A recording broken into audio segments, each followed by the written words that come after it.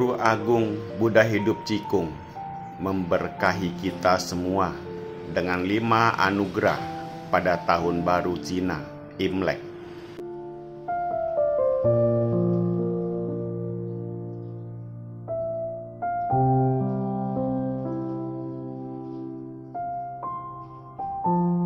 Dengan mulainya memasuki Tahun Baru Imlek, Guru Agung Buddha Hidup Cikung berwelas asih berharap kepada semua orang, tidak peduli di tahun yang lalu dilalui dengan kenangan terindah maupun dilalui dengan kenangan yang menyedihkan, semuanya sudah berlalu.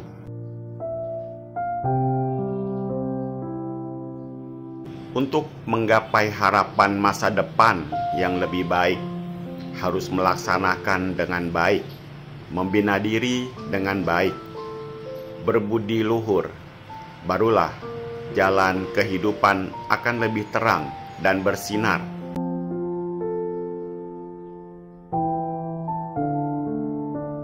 Di bawah adalah petunjuk welas asih dari Guru Agung Buddha Hidup Cikung.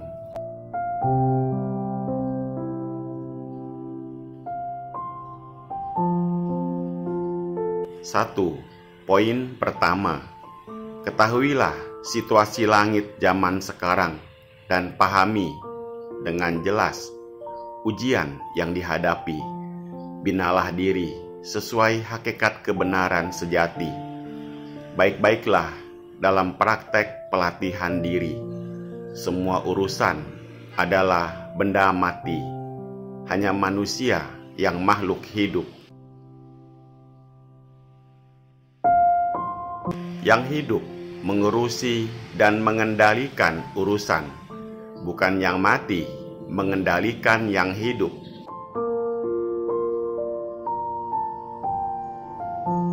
Sebagai pembina diri, harus menyelamatkan umat manusia di dunia, menolong orang, mendirikan ikrar hati yang baik. Moral kebajikan harus dipupuk secara sempurna agar karir suci dapat berjalan lancar.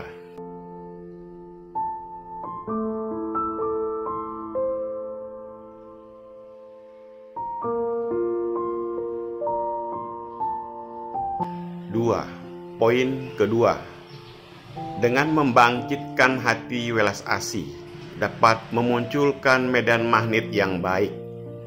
Jika orang-orang yang di sini memiliki hati welas asih, maka tempat ini sangat aman dan damai. Di surga, setiap hari melewati hari-hari bagaikan tahun baru, di mana angin sepoi-sepoi dan matahari indah. Tidak ada bencana alam atau bencana akibat ulah manusia, dan di mana-mana sangat damai dan tentram.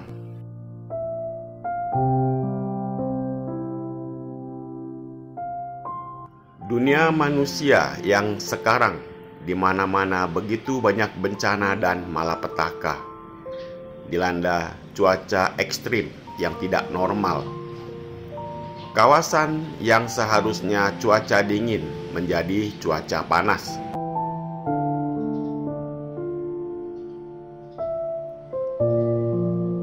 Kawasan yang seharusnya cuaca panas menjadi cuaca dingin. Hanya dengan kasih sayang dan cinta kasih membumbung ke atas langit untuk mengharukan Tuhan Maha Esa dan para Buddha Bodhisattva untuk mengecilkan atau mengurangi bencana yang turun ke dunia manusia.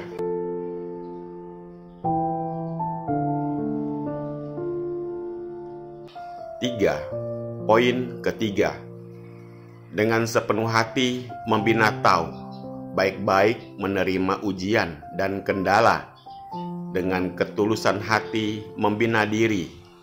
Jangan berubah hati dan pikiranmu dalam mengembangkan pelatihan diri hanya dikarenakan pengaruh lingkungan sekeliling dan orang-orang di sekitar.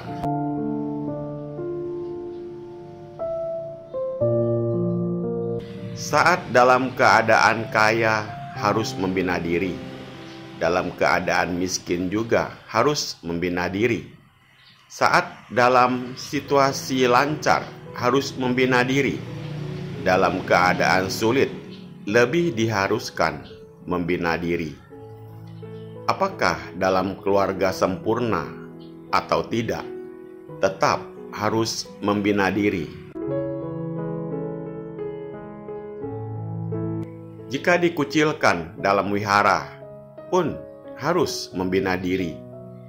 Menemui segala rintangan dan kesulitan, ribuan ujian dan halangan, tetap tidak mundur dari cita-cita, tetap mengenali sesuai hakikat kebenaran sejati dalam praktek pengembangan diri.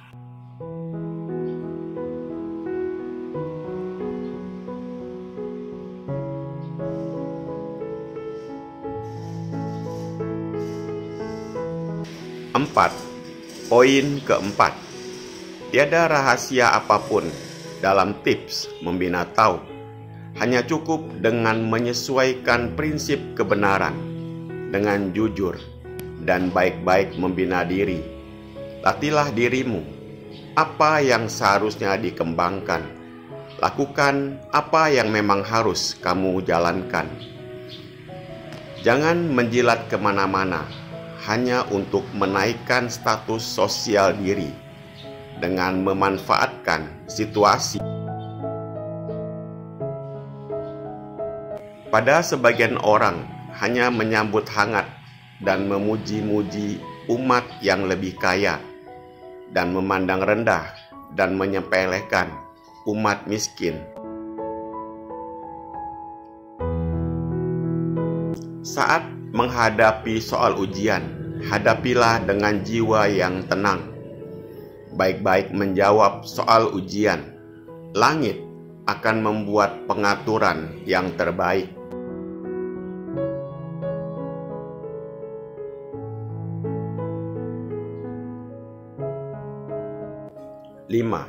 Poin kelima, membina Tao harus berani untuk maju ke depan, mengamalkan hati untuk kepentingan umum. Hati Tao, hati welas asih, karena langit dan bumi tidak bisa berbicara dan berkata-kata. Situasi langit sudah sangat genting.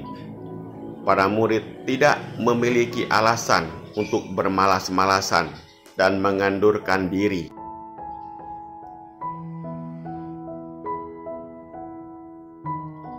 Hati harus memegang teguh akar Tao. Hati tetap bersikukuh pada Tao. Menemui kendala dan kesulitan apapun, hadapilah dengan hati yang biasa-biasa saja, atau perlakukan semua dengan sama rata.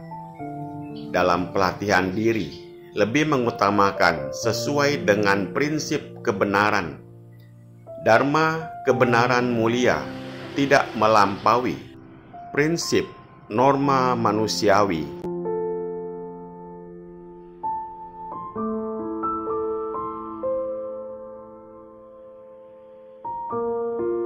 Semua sifat dharma dan norma adalah untuk mengembalikan manusia ke watak jati diri yang sebenarnya. Dharma kebenaran menuntun dan memulihkan sifat-sifat manusia yang buruk, sementara norma etika sebagai kompas perilaku semua orang untuk berakhlak mulia.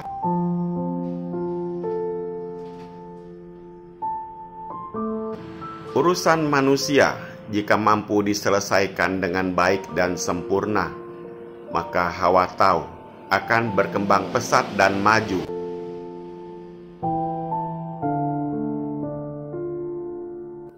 Semoga bermanfaat. Terima kasih.